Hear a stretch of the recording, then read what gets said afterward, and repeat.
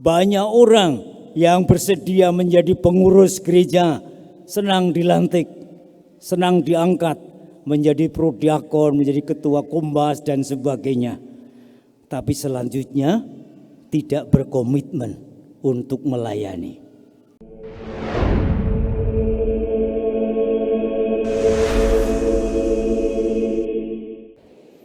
Hari ini fokus renungan saya adalah tentang pengalaman akan Allah. Apa itu pengalaman? Pengalaman mana yang mampu mengubah atau membaharui hidup seseorang? Tidak semua pengalaman itu mengubah hidup. Nah, dalam teori ada 3 level pengalaman. Pengalaman empiris, pengalaman nilai, dan pengalaman akan Allah. Nah, pengalaman adalah perjumpaan atau benturan antara panca indera dengan objek, sesuatu yang di luar kita, menimbulkan pengetahuan, menimbulkan pengalaman yang mengubah. Maka saya akan mengajak Anda untuk melihat level mana yang mengubah hidup kita. Suatu hari saya berjalan-jalan di sebuah kebun dan di situ saya melihat bunga mawar berwarna merah. Indera penglihatan saya benturan dengan bunga mawar. Maka otak saya merekam bunga mawar itu seperti itu. Inilah yang namanya pengetahuan empiris. Ketika kalian berbicara tentang mawar, walaupun saat itu tidak ada pohon mawar, saya mampu mengerti, oh yang kamu maksudkan ini. Inilah yang namanya pengalaman empiris. Pengalaman ini tidak akan mengubah hidup seseorang, hanya menambah pengetahuan belakang. Demikian juga ketika hidung saya berbenturan dengan wanginya bunga mawar, saya hanya punya pengetahuan bahwa yang namanya mawar itu baunya harum mewangi. Sekali lagi, inilah level yang paling rendah dalam sebuah pengalaman, disebut pengalaman empiris. Ini tidak akan mengubah banyak hal dalam kehidupan kita. Walaupun kalian punya pengetahuan banyak, tetapi hidupmu pasti tidak akan menjadi baru. Nah, suatu ketika saya memotong bunga mawar itu. Dan saya sembrono, saya tidak hati-hati. Duri pohon mawar itu mengenai jari-jari saya. Ternyata sakit, berdarah. Sejak saat itu saya mempunyai suatu pengetahuan, kesadaran bahwa duri mawar itu menyakitkan. Maka kalau saya berhadapan dengan mawar, saya harus hati-hati. Inilah pengalaman nilai. Pengalaman nilai. Pengalaman ini mengubah sedikit perilaku saya. Terutama ketika berhadapan dengan duri. Berhadapan dengan mawar yang berduri. Saya harus hati-hati. Tapi ini tidak akan mengubah kehidupan kita. Ketika saya terus-menerus mengagumi, mengamati, memikirkan, hati saya mulai terbuka, saya kagum, saya rasa senang, saya terpesona dengan baunya mawar itu. Lama-lama saya merasakan ada sesuatu yang di luar saya. Dari mawar itu muncul nilai yang sangat luas, yaitu keindahan, yaitu keharuman, yaitu sesuatu yang di luar kemampuan saya. Saya menjadi terpesona, saya menjadi dikuasai oleh rasa sukacita, saya dikuasai oleh rasa kagum. Dan itu mengubah saya dalam hidup karena saya diwarnai oleh rasa sukacita, rasa pesona, dan rasa kagum. Inilah level yang ketiga dari sebuah pengalaman. Ini adalah pengalaman rohani. Pengalaman rohani menjadi pengalaman akan Allah. Kalau saya terus bertanya, mengapa ada kuasa yang luar biasa ini? Ini pasti ada sumbernya.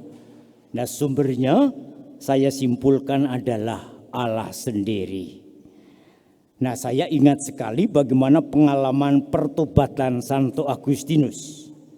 Santo Agustinus itu orang muda yang pandai. Dia mencari aneka macam ilmu.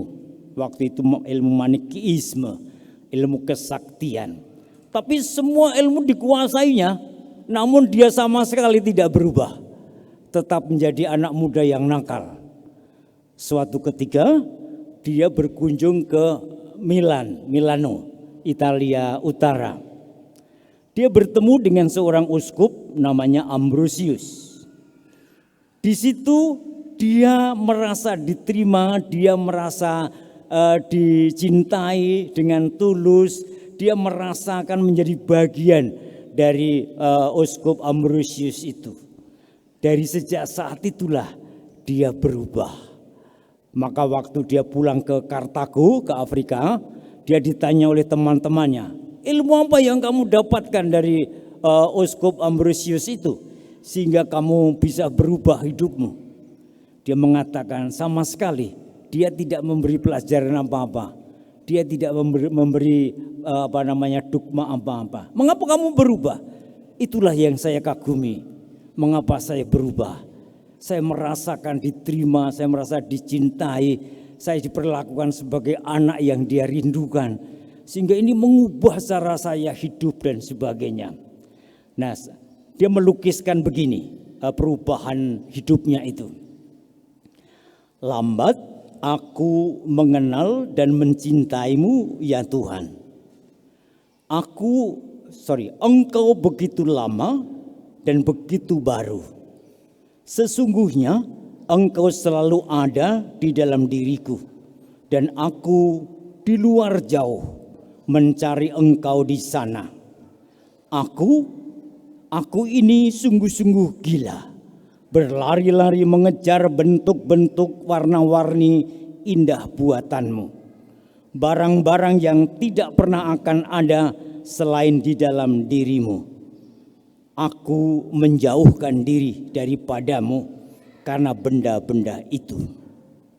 Ini ungkapannya Santo Agustinus setelah dia bertobat. Nah, sekali lagi inilah pengalaman yang mampu mengubah, membaharui, memformat kembali kepribadian seseorang, yaitu pengalaman akan Allah. Maka janganlah heran banyak orang pandai mengajar, banyak orang pandai menasihati, bahkan banyak romo yang pintar berkhotbah. Tetapi kualitas hidupnya tidak sesuai dengan apa yang dikhotbahkan. Kalau orang Jawa mengatakan gajah dibelangkoni, bisa khotbah tidak bisa menjalankan.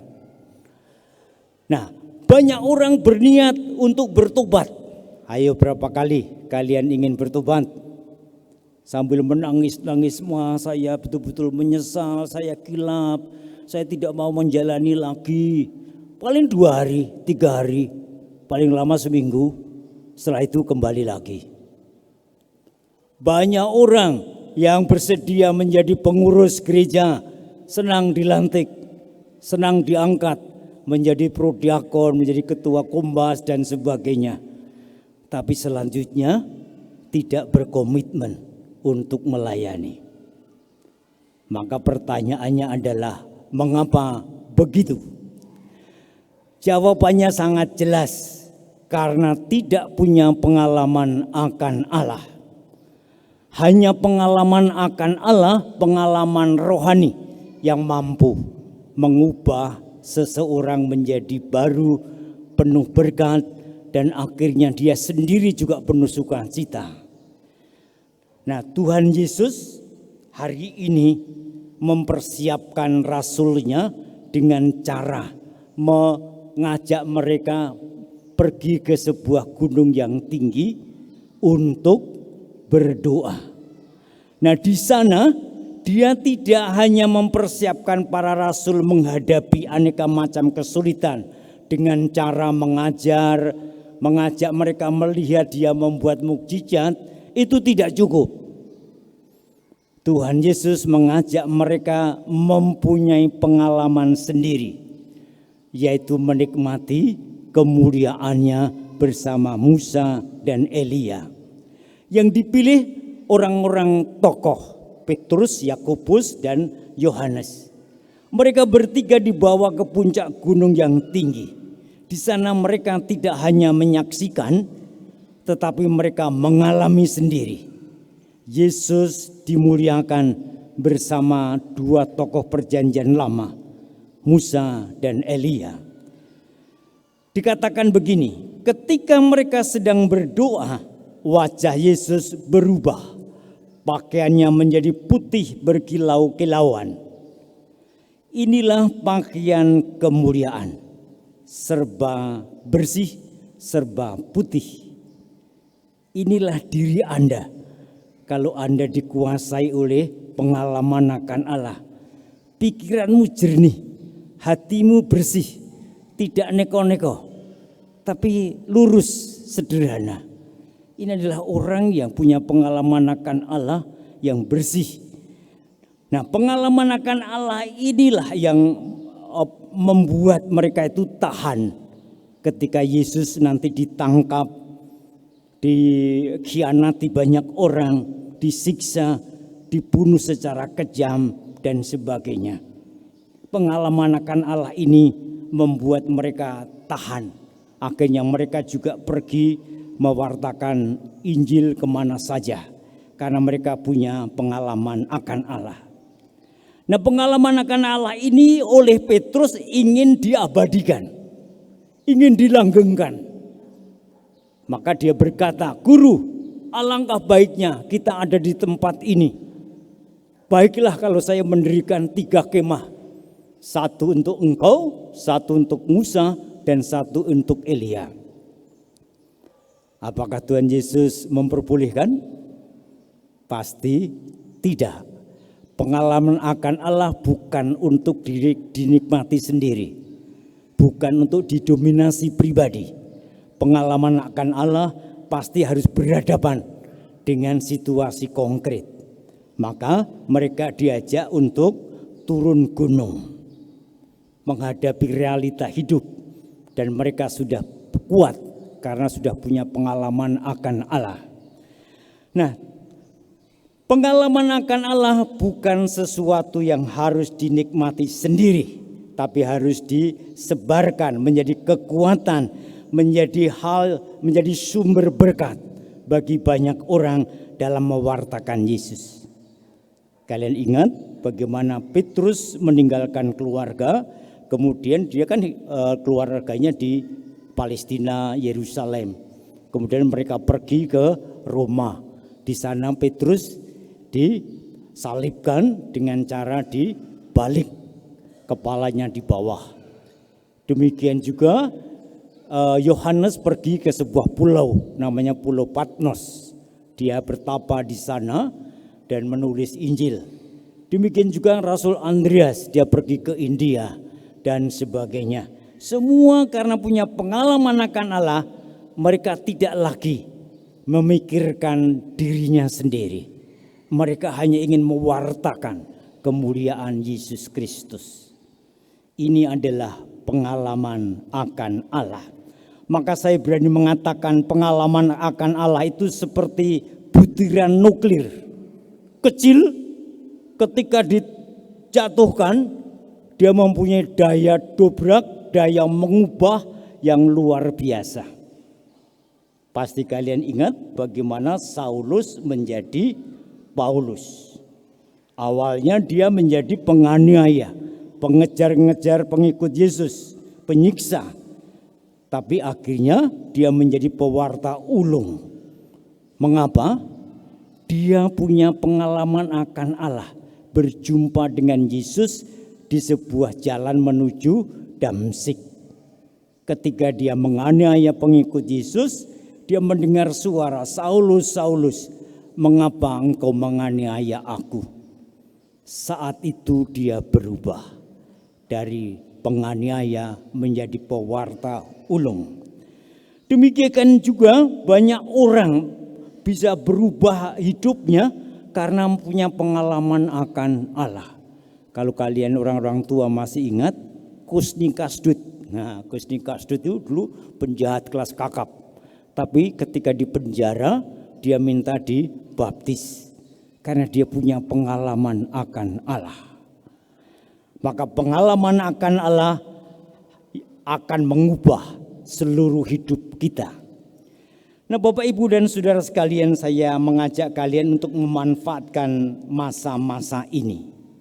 Kalian ingat ketiga rasul tadi mendapat pengalaman akan Allah ketika mereka berdoa. Berdoa di tempat khusus, yaitu di gunung. Saat itulah dia mengalami pengalaman akan Allah karena dia punya waktu khusus, tempat yang khusus, sehingga dia juga punya pengalaman yang khusus. Nah, saat-saat ini kita sebetulnya berada dalam masa yang khusus. Masa Prapaskah, tahun jubilium. Nah, saya harap ini tidak hanya kalian lewatkan, tapi kalian manfaatkan. Siapa tahu Allah nanti memberikan pembaharuan dalam hidupmu. Karena hanya pengalaman akan Allah yang akan bisa mengubah seseorang. Nah, masa-masa ini gereja mengajak kita untuk memanfaatkannya dengan sepenuh hati agar kita memiliki pengalaman akan Allah dalam tekun berdoa seperti yang dinasihatkan oleh seorang santo, yaitu Santo Yohanes Chrysostomus. Dia bilang begini, "Berdoalah senantiasa karena doa itu menyegarkan jiwa dan memberikan ketenangan hidupmu." Berdoalah senantiasa karena doa itu menyegarkan jiwa dan memberi ketenanganmu. Mari kita hening sejenak, mata dipejamkan. Kalian mohon supaya Tuhan memberi perjumpaan dengan dirimu.